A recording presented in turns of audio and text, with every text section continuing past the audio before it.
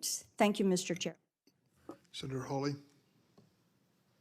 Thank you, Mr. Chairman. Mr. Abadi, let me just stay with you. You just started to answer Senator Blackburn's question that not releasing the 1023 or talking about it as a matter of life and death, question of life and death, you said. Explain. It is potentially a question of life and death For whom? with regard to the source of the information.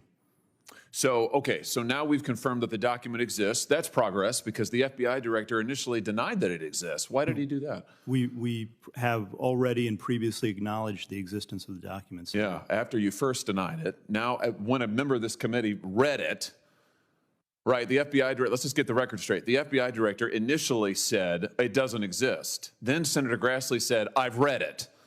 Then he said, oh, okay, well, gotcha. I guess it does exist. Now you're going back and forth with members of this committee, what's in it. Why don't you just release it? Is it classified? The document is not classified. Okay. Will you commit to releasing it? Senator, we'll take that back and we will work with you in this committee. How about just a yes or no? Will you commit to releasing this unclassified document that alleges that the President of the United States, has taken $5 million or more in bribes from a foreign nation? The document has already been released pursuant to a subpoena to the House Oversight Committee. Has it been released to this committee? We will work with this committee within the parameters that are established to meet Will you the release the request. document to the public? It's unclassified. Don't you think the American people have a right to see it? Senator, the document, as you know, contains sensitive information that has bearing on the life of the source of the information, potentially. You can redact the source's name. We do this all the time.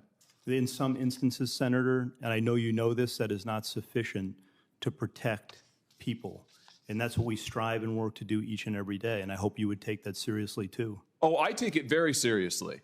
But I also take seriously the fact that your institution has repeatedly abused its authority, has repeatedly targeted political opponents. Your institution is the one that went to the door of pro-life protesters with SWAT teams to try and intimidate people because of their speech. Your institution is the one that treated parents as domestic terrorists because of their speech. Your institution is the one that, according to the court, the FISA court, ran 278,000 unwarranted, probably illegal queries on Americans, right?